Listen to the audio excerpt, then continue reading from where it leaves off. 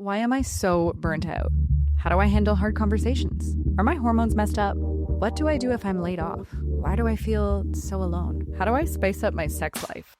I'm Jillian, the host of Teach Me How to Adult podcast, and I ask the hard questions that help us know ourselves and each other better. I felt completely unprepared to navigate the messy realities, evolutions, and transitions of being a human in my 20s and 30s. So I created this podcast to interview industry experts and find research-backed methods to improve mental health, relationships, and work. Whether you're single or married, traveling the world, or parenting at home, climbing the corporate ladder, or pursuing your creative calling, there is more than one way to adult, and we cover it all. If you're looking for smart, meaningful conversations that help you live your best life, tune in to Teach Me How to Adult wherever you get your podcasts.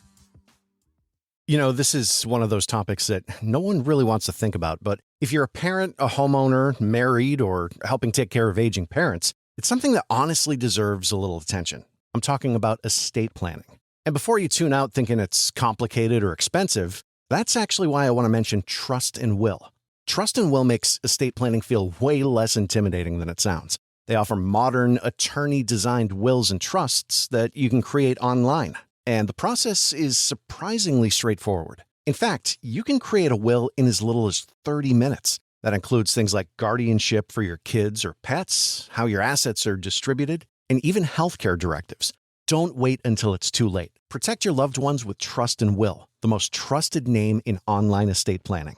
Go to trustandwill.com/future to get 20% off. That's trustandwill.com/future for 20% off. trustandwill.com/future. Frequency Podcast Network. Stories that matter, podcasts that resonate. He's in the building!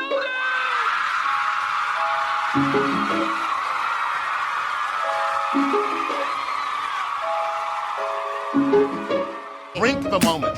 Drink it. I said empty your mind. Coquettish and coy. Ow. Ow. What? And there's people that are dying. The wickedly talented. More than great. It was historic.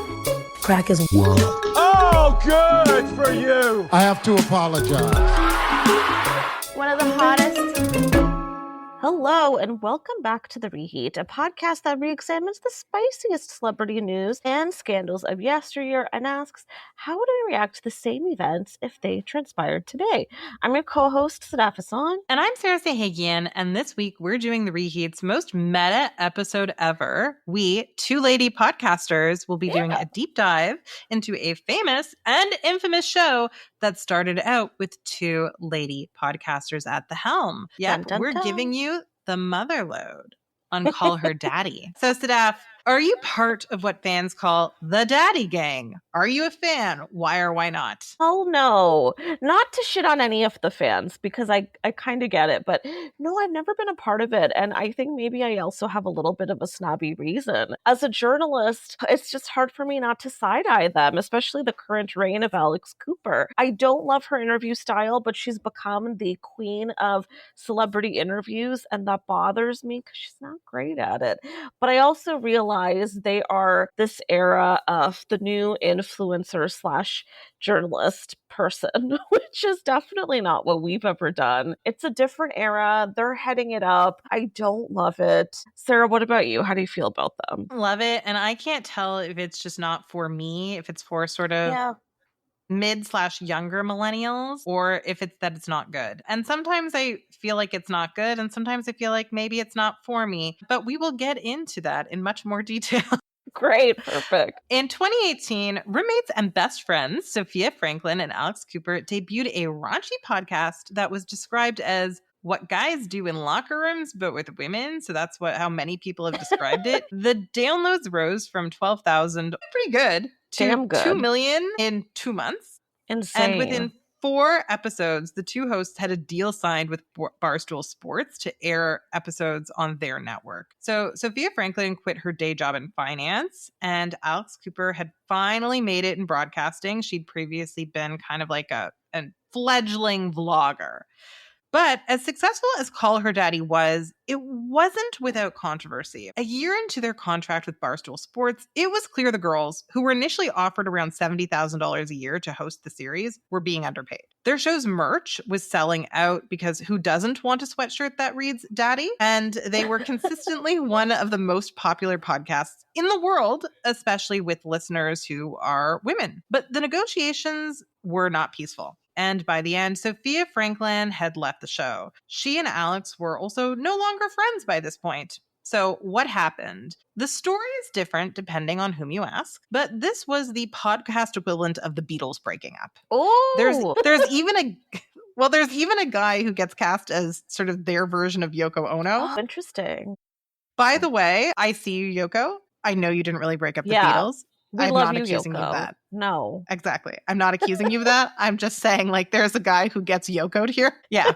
Okay. So, Sadaf, are you familiar with the professional breakup of Alex Cooper and Sofia Franklyn? Do you have any biases going into this discussion? Okay, so I am familiar, which is pretty wild, but that's how big Call Her Daddy has always been. I remember it was big news.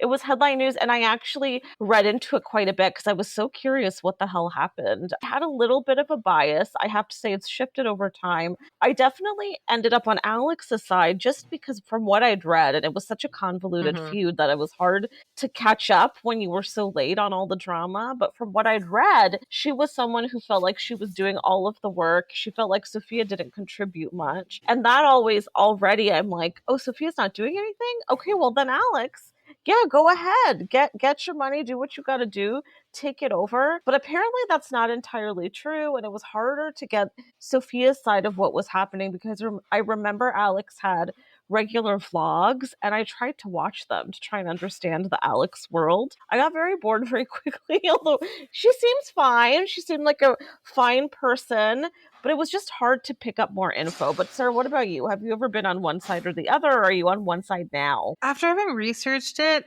it's really hard to tell. I think I'm a little bit Team Sofia, actually. I think that Sofia makes some really good arguments. And we'll get into those. Those. Okay. So let's go back to the start of our main character's friendship. Alex Cooper and Sofia Franklyn were both looking for roommates in Manhattan in the late 2010s.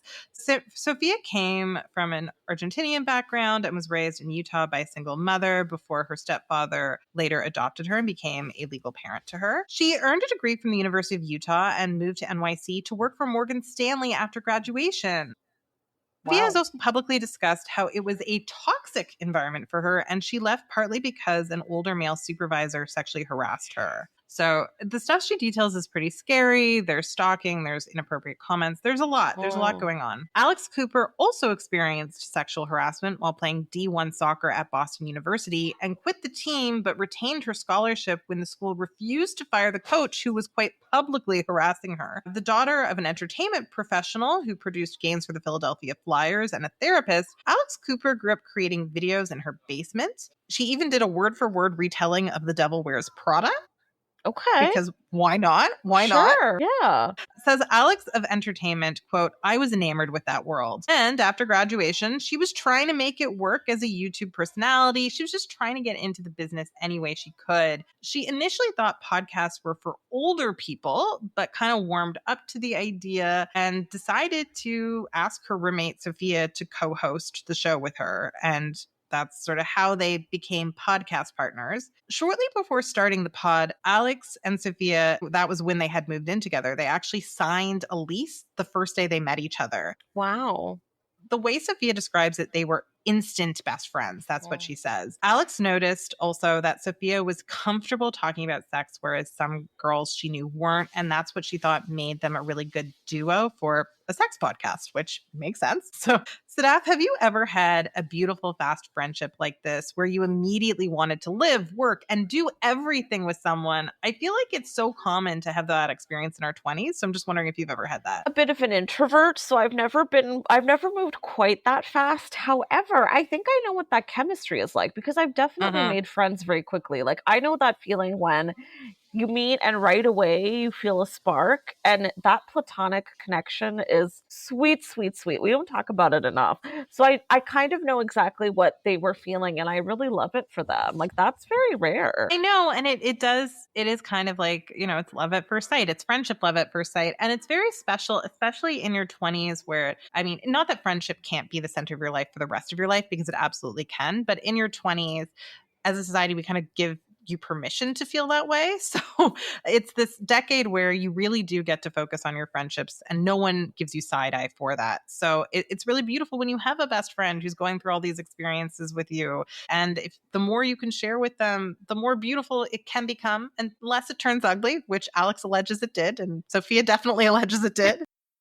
Yeah, and you know what? I do want to say too, like one thing I have to add, I love that these two came from such an educated background. Like they loved what they were doing. The fact that Alex was playing soccer, the fact that Sofia was in finance, like I'm very impressed. And you know why I'm impressed? I don't want to say like I just wrote these two off for whatever reason, but Call Her Daddy has this image, and it certainly started off this way, of these two not being like the brightest people. Like it gives a bit of a bimbo aesthetic. Now, I know people are going to hate me for saying that, but that is what I felt in the beginning. That's also Barstool Sports for you. If you don't know Barstool Sports, it is the entire company exudes toxic masculinity. They're kind of proud of it. And for them to take on these women in this way, immediately I was like, interesting. It gives the impression of guys, girls. And that's something that I have a hard time not writing off. And maybe that's something I have to deal with personally, but we'll learn as we go. We learn as we go. I mean, it is interesting that the origin story, at least for Sofia, was literally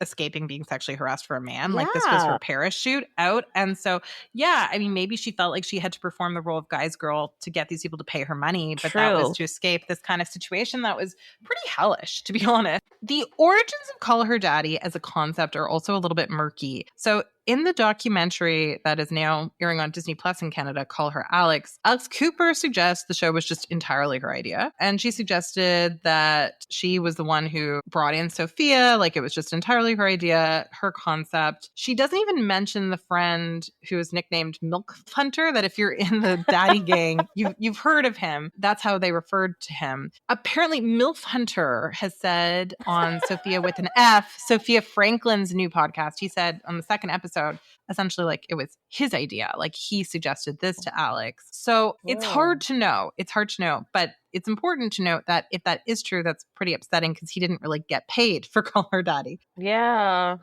Yeah, but he claims it is originally his idea. And Sofia agrees with that. Sofia also stands by that. Like she had him on her podcast talking about that.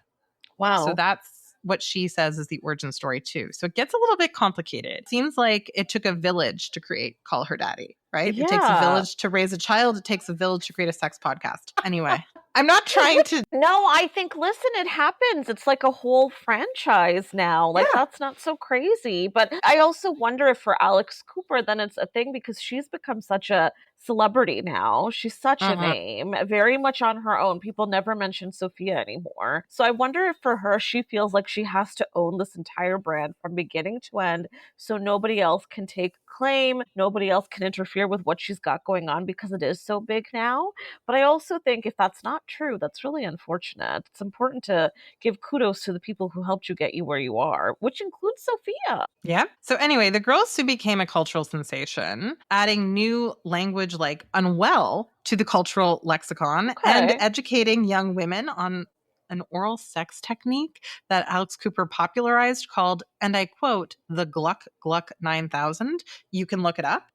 I think that's how I heard about them to begin with, where I was like, oh, okay. Let me Google this up. What is that? It's not revolutionary. I'm just saying, look it up. Like it's funny. She feels like she invented this. Alex Cooper is one step away from saying she invented Post-its. Yeah. This tells us a lot. Yeah.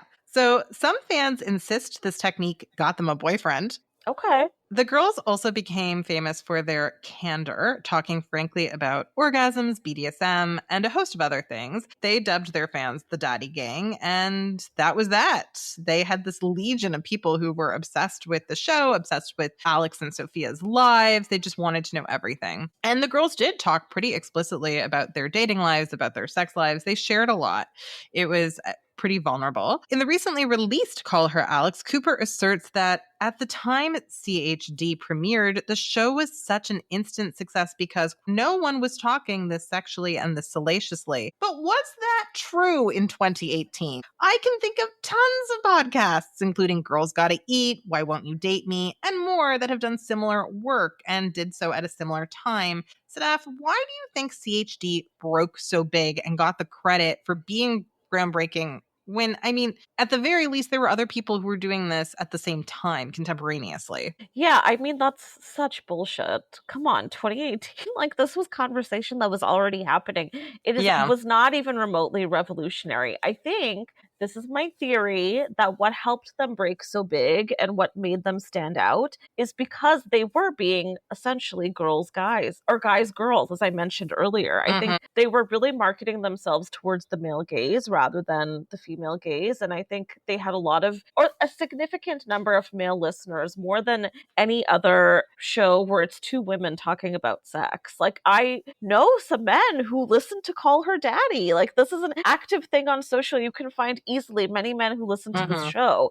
That's not something I'd heard of before. I don't know men who listen to Why Won't You Date Me, you know? By the way, that's a great podcast and a better podcast, but that doesn't matter because they managed to pick up both men and women, which I think is definitely interesting. And again, because they had Barstool behind them, Barstool is massive. And I think with that manpower, emphasis on man, they were pretty tough to compete with. There's nobody around quite like them. And also these are two women who are very conventionally attractive, like extremely so, both of them. And so that just added to the appeal. Like the Gluck Gluck 9, perfect example of them catering to a male audience more than anybody else. Like they're telling you how to blow your man so he's happy. They're not telling you how you should get your pleasure. They're telling you how he should get his pleasure. Like that's their main thing. It says a lot. Even the name, Call Her Daddy. Come on now. Who is that for? That's not for us. No, and it's also kind of funny because I understand that podcasting is new, but like Dr. Ruth, that's a radio show, was on in the 90s. Like you had this lovely woman talking very explicitly about sex in the 80s, right? And then you had Sex and the City on TV in the 90s and early O's, right? Like these conversations were not at all new. They weren't revolutionary. I mean, I would have more respect for Alex Cooper if she said, like, we were the first sort of our micro generation to do this, or we were the best marketed. So we became the face of sex for a micro generation. Kind of like how Girls was not the only text that was speaking to what it was like to be an elder millennial, but it hit big and it became the face of a lot of elder millennials' experiences. No, it wasn't completely representative, but neither is CHD. Like if she just sort of had a bit more humility, I would say, okay, yeah, that's a fair origin story. People in your demo were craving this. You were really good at marketing. You had the privilege of being conventionally attractive. And if she just were a bit more self-aware, I would say, yeah, fine. Like it's not your fault that you're pretty. Like you can still do good work and be attractive, right? Of course. Exactly. But there's no humility, at least that I can see. No, and I want to add one thing to it, because if you have all of those things, that's fine if you have good content. Because I want to make it clear, we're not dumping on these women because they're hot. Like, that's not what's happening here. The content was not good. Like, I listened to multiple episodes because I wanted to be a part of this too. I wanted to be a fan of their show too and support it. Like, I love talking about sex. I take in a lot of sex content. This was not what it was sold as to me, frankly. I just thought it was two women rambling. And a lot of the time they wouldn't even stay on one topic. They would jump over to the next. And it was raunchy, but like not in a way where there was actually a reason.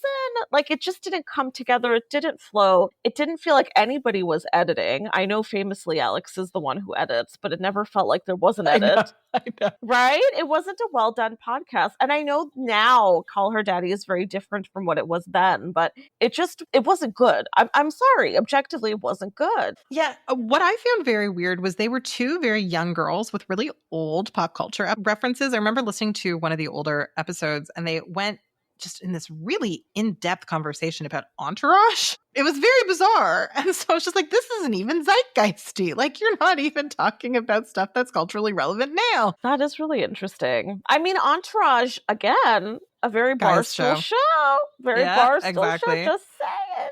Exactly. Okay, so according to Alex Cooper, the initial goal of Call Her Daddy was always female empowerment, even before she broadened the range of issues they discussed on the show. So in her doc, she states, "We're not turning the tables on men. We're just saying that girls can be daddies too." Okay. As Alex, so I don't know how empowering that is. It's like we're not even turning the tables. We're not really challenging gender roles. We just want like a little bit more power, just a little bit. Like this is so polite to men. It's like just a little bit more, just a little bit more. You can still have all your power, but we shall also have some too. Don't give us anything that requires you to sacrifice. Exactly. And this is what I'm saying. This is just adding up to my theory, which I love, that they were being very careful to cater to men and women and to cater a very male positive show. Yeah. It's such Like non-threatening feminism. Perfectly said. I have a hard time imagining they ever even used the word feminist on the show. I mean, in the doc, they use it a lot. And I'm sure in the doc. Yeah, in the doc. Because now this is what's so interesting to me, and I'm sure we're going to dig into it, but Alex's branding has changed to more of that.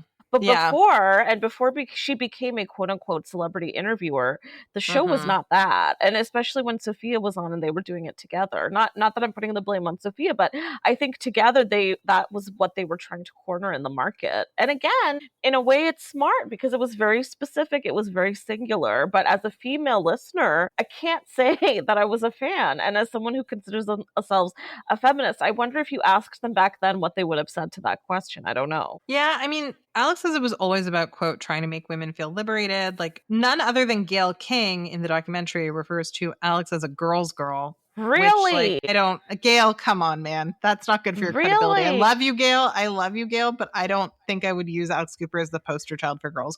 That's just my opinion. Also, Gayle was a talking head on this doc. Gayle, what are you doing?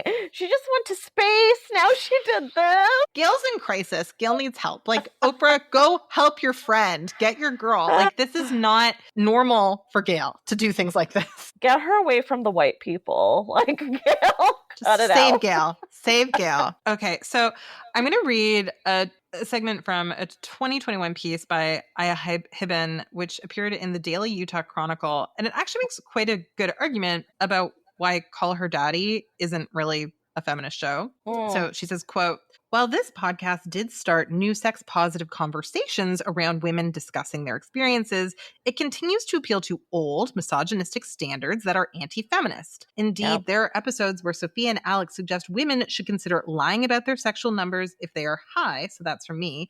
They also seem to use rankings of women from 1 to 10 rather than truly pushing against antiquated beauty standards." So, like, there's stuff like that. They ranked women?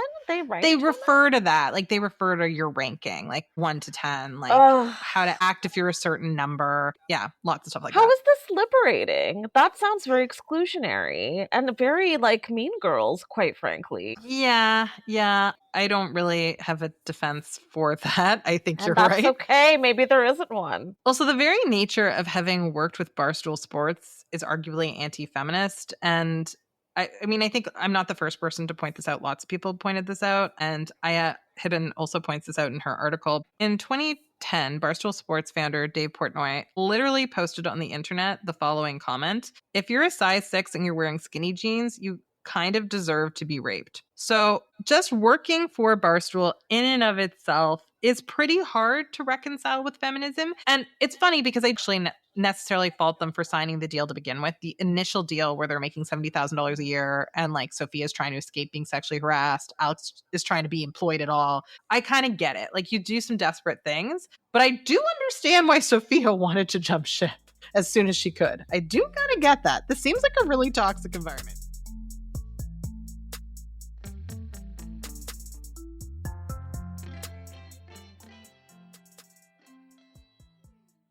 Hi, Donovan Woods here. Hey, it's me, Tom Power. We're here to tell you about our brand new podcast. It's called The Big Five. So, Donovan, what is The Big Five? Yeah, exactly. What is The Big Five? That's what The Big Five is all about. Every week, Tom and I will sit down with a special guest and dive into new topics, debating things like, what are the Big Five farm animals? The Big Five types of hat? The Big Five guys named Paul? Martin, Revere, Mezcal, McCartney, John Paul II. The debate is settled by a listener from somewhere across the country. It's like a game show. It is a game show. The Big Five, available now wherever you get your podcasts. You know, this is one of those topics that no one really wants to think about, but if you're a parent, a homeowner, married, or helping take care of aging parents, it's something that honestly deserves a little attention. I'm talking about estate planning.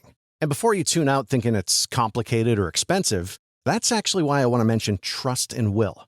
Trust and Will makes estate planning feel way less intimidating than it sounds. They offer modern, attorney-designed wills and trusts that you can create online. And the process is surprisingly straightforward. In fact, you can create a will in as little as 30 minutes. That includes things like guardianship for your kids or pets, how your assets are distributed, and even healthcare directives. Don't wait until it's too late. Protect your loved ones with Trust and Will, the most trusted name in online estate planning. Go to trustandwill.com/future to get 20% off. That's trustandwill.com/future for 20% off. trustandwill.com/future.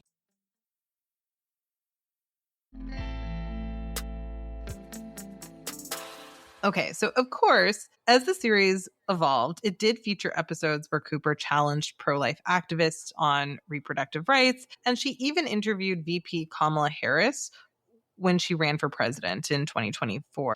My question to you, Sadaf, is this enough? Will the Gluck Gluck 9000 always be the show's key legacy? Can it rebrand and actually be a feminist text? And I think it kind of has, to be honest. Not necessarily effectively, not necessarily for me, but for an audience. Like, I don't think a lot of people associate the show still with the Gluck Gluck 9000 because I think it also feels like a totally different show now. Like, I'm sure she has a lot of different fans now than she did before. In the beginning, I would have considered it more of, a show where it's two friends talking about sex. And now it doesn't seem like that at all. Now it seems like it is very much a more surface level interview series. And I think it is tougher when you're one person. Like Alex on her own, it's harder to run a podcast and talk openly about sex in the way she did with Sofia. Like it's helpful to have somebody else to bounce that off with, right? So in that sense, I don't think it's a bad idea that she's doing an interview series. But for me, somebody who remembers how this show started, it's hard to forget the roots. And to now see her interviewing someone like Kamala or like Sarah Jessica Parker, like, she's interviewed every goddamn person. I find it very difficult. And she's asking them questions that also don't get very deep. So it's hard for me to see this show as of any substance. I'm so sorry to say that, Alex. Although, what does it matter what I think? This woman's got so many listeners and fans. It's not like it's changed that. I think what people are here for is Alex Cooper. They're not here for Call Her Daddy anymore, right? Like, this is the Alex Cooper show. Forget Call Her Daddy, which is in one sense impressive that she was able to do that when Sofia had parted ways. Yeah, I mean, it's definitely on a technical level a really big achievement in branding and marketing. So we can't talk about Call Her Daddy without talking about the demise of Alex Cooper and Sofia Franklyn's partnership. So we're going to go deep right now. Basically, a year in, it became clear that the millions of downloads CHD was earning and the copious amounts of sweatshirts they were selling and other merch that they were selling were really helping to bankroll Barstool Sports. While Barstool Sports technically owned Call Her Daddy at the time, they didn't own Sofia and Alex, who could have just started a new podcast under a different name, which is something Sofia kind of was considering doing, right? Like, it seems like the negotiations were a little bit fraught because Sofia knew that that was an option and kind of just thought like, okay, we're the secret sauce, not necessarily the brand. And Alex Cooper was more obsessed with the brand. Anyway, it's an interesting debate. So presumably worried that the girls would jump ship and just start a new podcast, Barstool decided to renegotiate their contracts. Now, by this time, Alex says her relationship with Sofia was already on the rocks.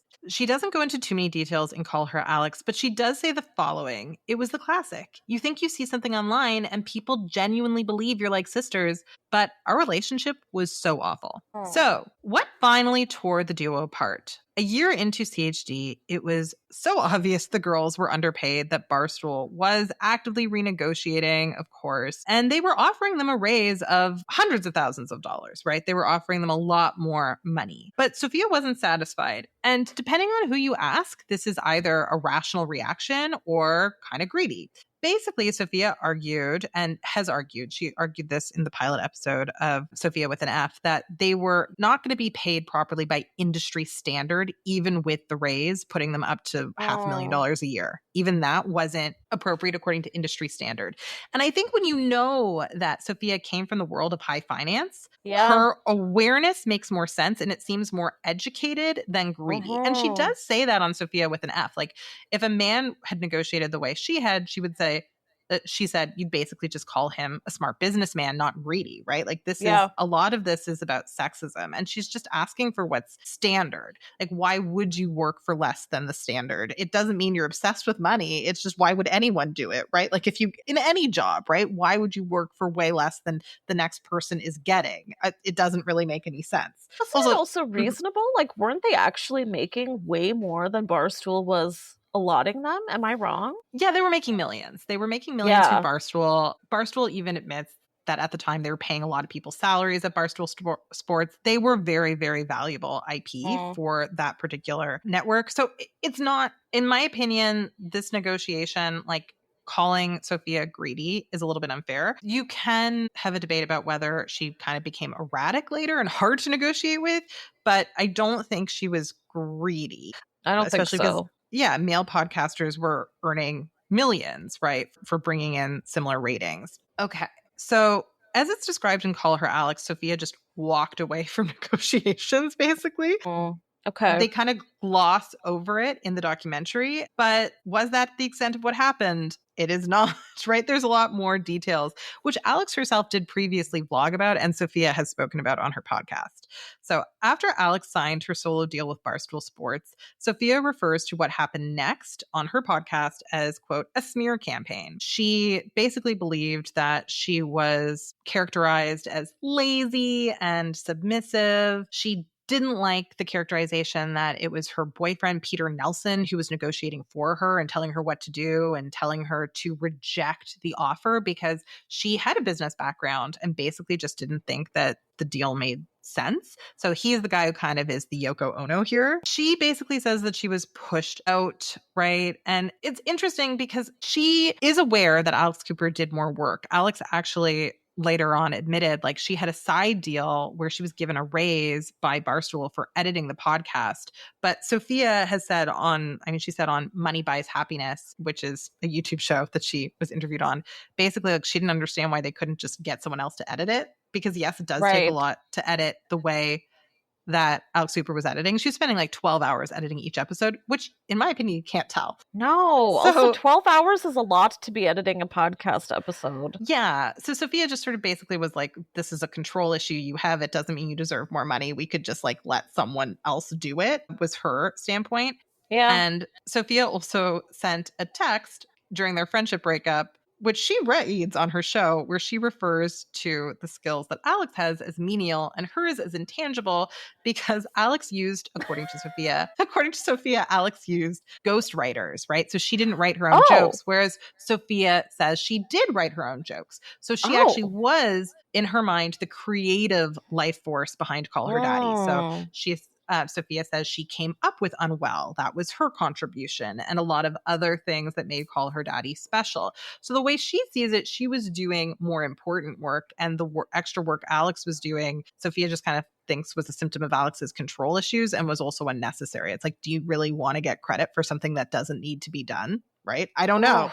And this is why work partnerships are so difficult, because if one person really thinks extra work that isn't adding a lot of value needs to be done, and they want to get extra credit for that, I don't know. Do you give it to them? I don't know. This is really interesting. So, like, you and I are friends. We do this show.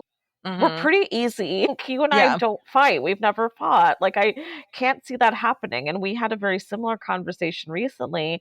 I edit the show and we were talking about the way we split things, and it was the easiest conversation of my life. And I feel like, listen, I can't write a screed for how this kind of thing works better. But I think if you're going to do something like this and you're already friends, it helps if you already have a relationship that's really easy and flows well and you understand and respect each other. That's what I've learned from us working together, which is very lucky because I know not a lot of people have that. My sense with these two is that there was no respect for each other up until some point, maybe not always, right? And I think if you're getting to the point where you are rating each other on how much the other one does, this one uses ghostwriter, this one's editing when she doesn't have to, like whatever it is, you shouldn't be nitpicking like that if you have respect for each other. Like I I don't know. What do you think? I agree. I think it just got toxic. I think at the end of the day, these two people were not compatible enough to live together, be best friends, and work together, which most people aren't. Most people can't, right? Like they say the problem with modern marriage is we expect too much from our spouses. Yeah. This is kind of the business partnership equivalent. You guys are expecting too much from each other. And at a certain point, it's not going to work out. So Alex took the deal. It saw her make a lot of money, again, according to Sofia, below industry standard. But the most important part was after a year, she was able to walk away with the ownership rights to call her daddy. So that was, I think, the big incentive to get that. And she has profited off of those. I think it's interesting that when she got her raise, she didn't tell Sofia. No, she didn't tell Sofia, which Sofia was really upset about. Yeah, I don't like that. Basically, Alex says she didn't tell Sofia because Sofia made her feel uncomfortable about doing more work. That's terrible. Yeah, she claims that Sofia would kind of say that they edited the podcast together, which if she did is very unfair. Like that's not a fair thing to say if you don't participate in it. Like I don't claim I edit this podcast. Sadaf does that. I don't know how. So, but then again, I guess Sofia might respond by saying like, well, Alex pretends she writes the show and she doesn't. Again, I think it goes back to that thing. It's just respect. Like, I can't imagine you and I having a similar issue. Like, I've thought about this before, and I think, I don't know, maybe we're very lucky we haven't had that. We also don't live together and record like 10 times a week. Maybe that would be our undoing. I think when you get to that point, yeah, it's a good idea to step away because it's clearly not working. It got so toxic. If you're attacking each other to this degree, you cannot be working together. It's not healthy. And I think it's really unfortunate because they clearly had a little bit of magic together that worked for people. It makes me a little sad that they probably did what was best for them. Yeah, I mean, I think in the long term, it was best for them. I mean, for what it's worth, Alex no longer collaborates with MILF Hunter either. He felt alienated and walked away as well. Anyway, so that's what happened. I mean, Alex did say that she wanted to remain a duo, but she basically said the daddy gang is bigger than Sofia and me in her response to this when the partnership still first broke up. She says the daddy gang is bigger than Sofia and me, which I think is a really grandiose way to talk about your podcast. Yeah. Anyway, I'm sorry. It all makes me eye roll. I'm so sorry. Yeah.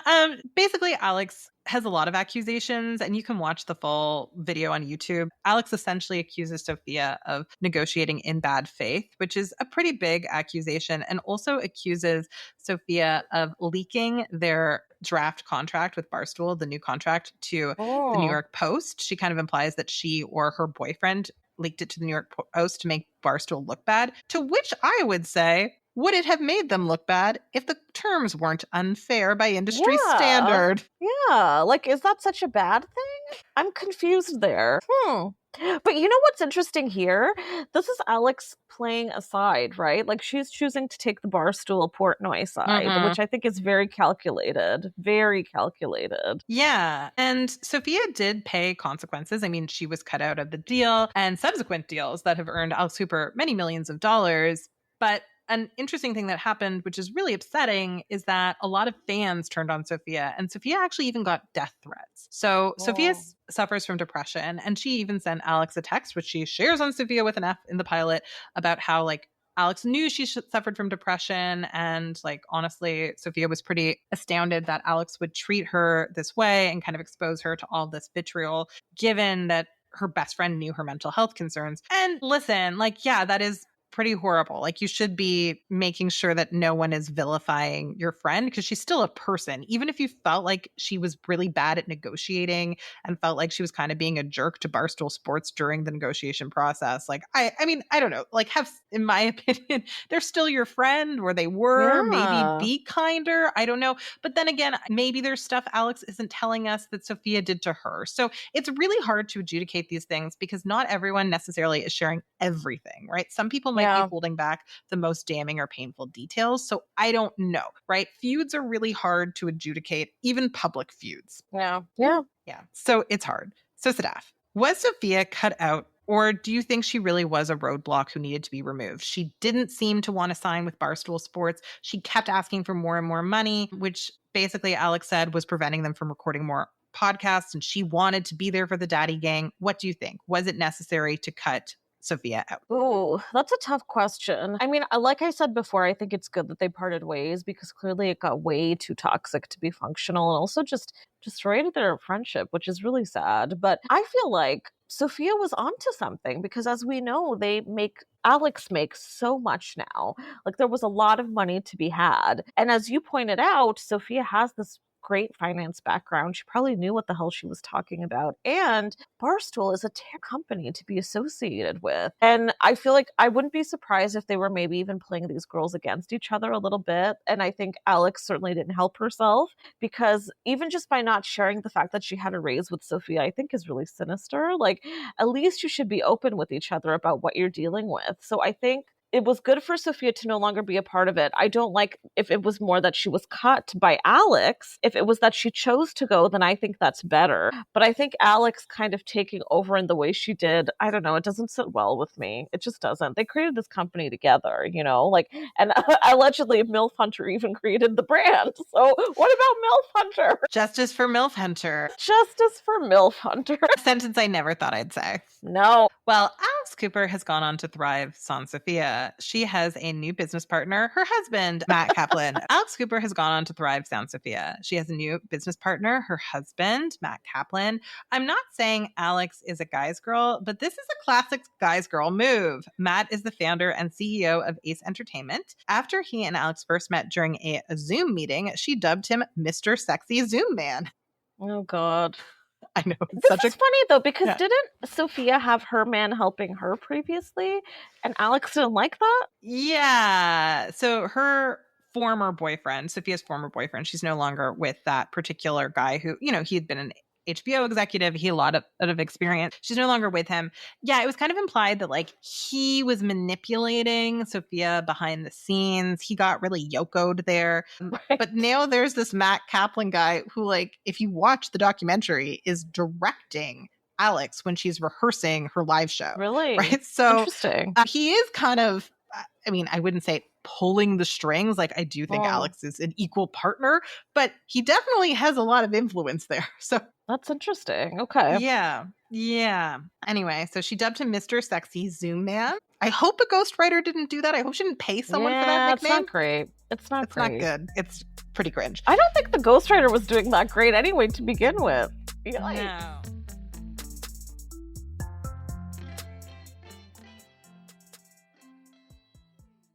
Hi, Donovan Woods here. Hey, it's me, Tom Power. We're here to tell you about our brand new podcast. It's called The Big Five. So, Donovan, what is The Big Five? Yeah, exactly. What is The Big Five? That's what The Big Five is all about. Every week, Tom and I will sit down with a special guest and dive into new topics, debating things like, what are the Big Five farm animals? The Big Five types of hat? The Big Five guys named Paul? Martin, Revere, Mezcal, McCartney, John Paul II. The debate is settled by a listener from somewhere across the country. It's like a game show. It is a game show. The Big Five, available now wherever you get your podcasts. This is one of those topics that no one really wants to think about, but if you're a parent, a homeowner, married, or helping take care of aging parents, it's something that honestly deserves a little attention. I'm talking about estate planning. And before you tune out thinking it's complicated or expensive, that's actually why I want to mention Trust and Will. Trust and Will makes estate planning feel way less intimidating than it sounds. They offer modern, attorney-designed wills and trusts that you can create online. And the process is surprisingly straightforward. In fact, you can create a will in as little as 30 minutes. That includes things like guardianship for your kids or pets, how your assets are distributed, and even healthcare directives. Don't wait until it's too late. Protect your loved ones with Trust and Will, the most trusted name in online estate planning. Go to trustandwill.com/future to get 20% off. That's trustandwill.com/future for 20% off. trustandwill.com/future.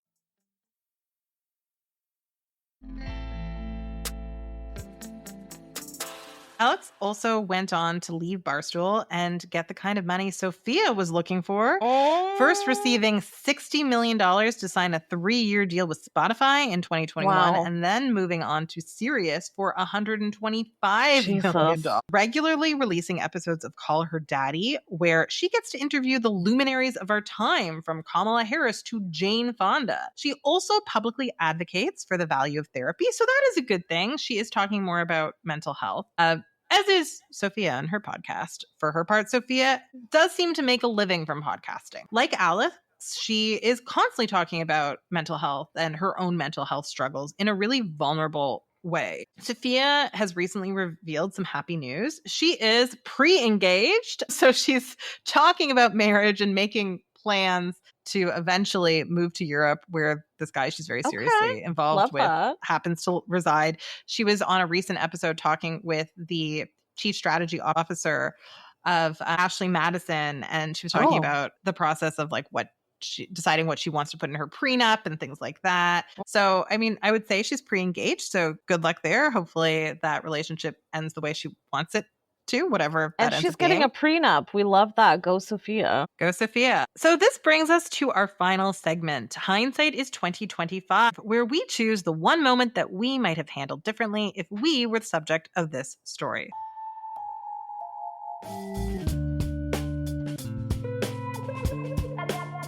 I shouldn't have done that.